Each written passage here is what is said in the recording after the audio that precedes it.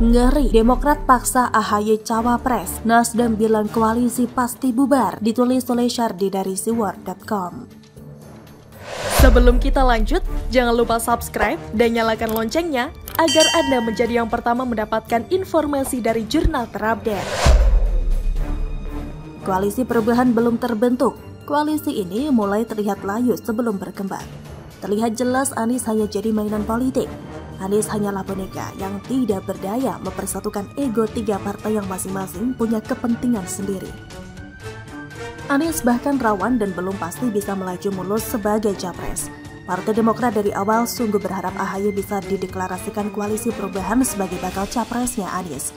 Waketum Nasdem Ahmad Ali menyampaikan harapan itu belum dibicarakan di internal dan juga dengan Anies. Kita berharap bahwa koalisi perubahan yang akan diusung ini membicarakan untuk hal yang lebih besar. Sejak awal kita bersepakat koalisi ini untuk membentuk koalisi yang setara. Tidak ada orang yang memaksakan kehendaknya dalam koalisi ini, kata Ali. Dia mengatakan Nasdem juga berdiskusi dengan PKS dan Demokrat ketika mengumumkan Anies sebagai calon presiden. Dia berharap ada kesinambungan dalam diskusi terkait koalisi. Kalau kemudian ada partai yang membuat syarat kadernya harus menjadi calon wakil presiden misalnya, dan itu menjadi suatu aturan, maka saya pastikan koalisi ini akan bubar. Jadi, karena sampai hari ini kita belum membicarakan itu, Anies belum membicarakan itu, katanya lagi. Bubar, saudara-saudara sekalian, silahkan mereka ngotot masing-masing. Demokrat ngotot AHY harus jadi cawapres. PKS juga ngotot maunya Aher yang jadi cawapres. Nasdem kelihatan ogah dan tidak sreg dengan komposisi ini, sampai harus mengancam koalisi akan bubar. Di antara Aher dan AHY yang paling minim pengalaman dalam pemerintahan. Aher setidaknya pernah menjadi gubernur meskipun kerjanya juga tidak begitu jelas. AHY pernah jadi apa? Jadi ketum saja karena ada unsur keberuntungan efek dari anak SBY. Kalau tidak, AHY akan jadi pecundang yang lebih parah dari Amin Rais. Disuruh jadi ketua RT dulu, AHY tidak mau dan gengsi. Malah mau langsung jadi wakil presiden. Dasar otak tidak tahu diri, tidak punya cermin di rumah. Kode berikutnya dari Nasdem adalah Ahmad Ali mengungkapkan partainya bakal mendeklarasikan bakal cawapres pendamping Anies. Deklarasi diperkirakan akan dilakukan pada Februari mendatang. Deklarasi Februari, jadi Nasdem akan deklarasi Anies dengan pasangannya. Entah dengan partai apa itu saya nggak tahu, Februari, tapi saya tidak tahu dengan partai apa, kata Ali. Yang menarik adalah Ali mengaku belum dapat memastikan apakah Nasdem akan menggelar deklarasi bersama koalisi perubahan. Bisa saja deklarasi dilakukan dengan partai politik di luar koalisi perubahan. Jadi ceritanya sudah mulai ngambek-ngambekan nih.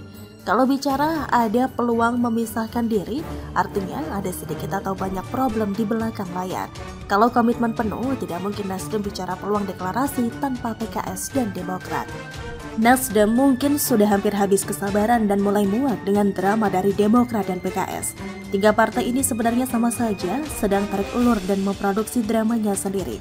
Nasdem merasa sudah banyak berkorban dengan tidak mengusung kadernya.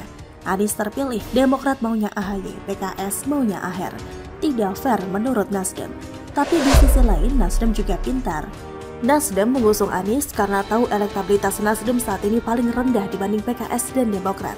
Dengan mengusung Anies, Nasdem punya posisi tawar politik yang lebih menguntungkan. Prabowo dan Ganjar tidak bisa digait. Dengan demikian siapapun yang diusung oleh PKS dan Demokrat pasti levelnya di bawah Anies. Nasdem dengan elektabilitas terkecil bisa mengatur dua partai ini. Akhirnya terjadi ribut-ribut lagi jatah kekuasaan. Masing-masing punya agenda, silakan cakar-cakaran sepuasnya. Bila perlu bubarkan diri saja agar pemilu lebih sejuk. Tanpa Anies, pendukungnya bakal banyak yang nganggur. Setidaknya pemilu lebih adem dan tidak parah. Di belakang Anies ada kelompok intoleran merangkap salesman agama yang haus omset. Rekamannya kasar dan frontal. Tanpa itu semua, suhu politik lebih adem, mendekati sejuknya ruangan ber-AC. Ada Anies, suhu politik seperti di dalam sauna. Bagaimana kalau koalisi perubahan bubar? Mungkin PKS akan kembali bersama Gerindra, sedangkan Demokrat bisa gabung ke KIB. Anies, masa bodoh dia mau ngapain? Bagaimana menurut Anda? Demokrat sial beruntun, Luki Effendi dan NMB diciduk, AHY makin sulit jadi cawapres. Ditulis oleh Syardi dari siwar.com. Sebelum kita lanjut, jangan lupa subscribe dan nyalakan loncengnya agar Anda menjadi yang pertama mendapatkan informasi dari jurnal terupdate.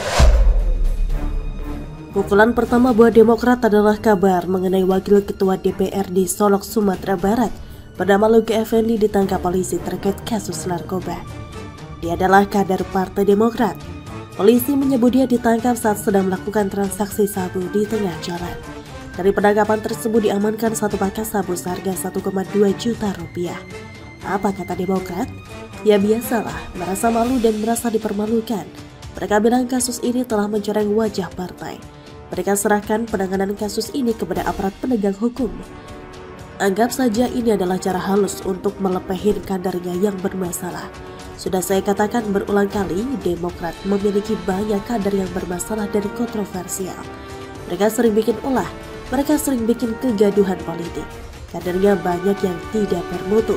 Begitu pula dengan AHY sebagai ketua umum, sama-sama tidak punya kelebihan dan prestasi. Pukulan kedua adalah mengenai kabar Gubernur Papua Lukas NMB. Setelah berbulan-bulan tarik ulur antara KPK dan NMB, akhirnya KPK kembali menunjukkan taringnya. KPK berhasil menangkap Lukas dan akan menerbangkannya ke Jakarta untuk diperiksa secara intensif. Apa kabar Demokrat? Mereka hanya sekedar mengeluarkan 7 poin sikap terkait NMB.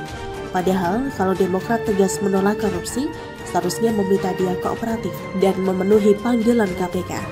Berbulan-bulan Lukas NMB menolak diperiksa KPK. Permintaannya terlampau banyak, seolah dia itu raja.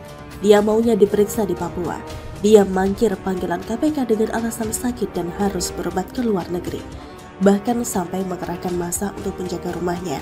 Bahkan pengacaranya sempat meminta agar KPK memeriksa Lukas NMB di lapangan terbuka dengan menggunakan hukum adat. Lantaran dia adalah kepala suku besar orang Papua. Ini adalah pukulan telak buat Demokrat di mana dua kadernya ditangkap dalam jarak waktu yang berdekatan. Ini seperti kena uppercut 2 kali. Belum reda sakitnya kena uppercut, malah kena yang kedua kalinya hingga gigi copot. Pukulan berikutnya adalah AHY yang hingga kini tidak dilirik oleh partai lain untuk dijadikan sebagai calon wakil presiden. Duet Anies AHY yang digadang-gadang bakal jadi duet maut ternyata tidak kunjung diresmikan hingga saat ini. Yang artinya bisa disimpulkan bahwa duet ini masih diragukan. Ini sesuai dengan hasil survei yang menyatakan duet ini turun elektabilitasnya, kalah oleh Ganjar yang selalu powerful bagi mereka. Dengan ditangkapnya Luki Effendi dan Lukas NMB, nama Demokrat makin tercoreng. Meski dari awal sudah tercoreng berkat kepemimpinan AHY yang tidak punya jiwa kepemimpinan yang bagus. Dalam waktu dekat dua kadernya ditangkap. Ini sangat parah. Masyarakat pasti muak dan merasa jijik. Jangan sampai deh negara ini dikuasai kembali oleh Demokrat. Isinya sebagian adalah orang-orang yang banyak masalah. Mari tenggelamkan partai ini. Tidak usah terlalu buang energi, karena partai ini bakal tenggelam dari dalam, yaitu karena kelakuan kader sendiri. Biarkan kapal mereka pelan-pelan mengalami kebocoran halus tapi keliling dan kemudian tenggelam. Sungguh bodoh kalau ada partai politik yang masih mau berkoalisi dengan Demokrat. Sungguh aneh kalau ada yang mau berdua dengan AHY di Pilpres 2024. Ini namanya cari penyakit. Buat Demokrat silahkan renungi dan ratapi nasib ini. Asalkan jangan bikin tudingan sampah bahwa pemerintah sengaja mengincar kader Demokrat. Salah adalah salah. Semua adalah sama di mata hukum. Jangan play victim dengan melempar tuduhan yang tidak bertanggung jawab. Demokrat jangan berharap bisa sukses di pemilu nanti jika tidak membenahi dan membersihkan partai dari benalu-benalu yang merusak partai. Demokrat akan tetap seperti biasa tanpa perubahan drastis. Demokrat tetap akan jadi partai papan tengah yang tidak dapat apapun. Masa jaya Demokrat sudah berlalu.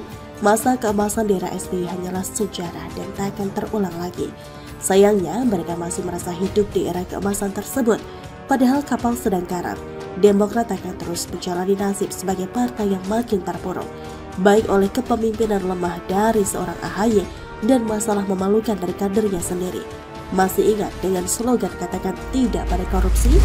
Bagaimana menurut Anda?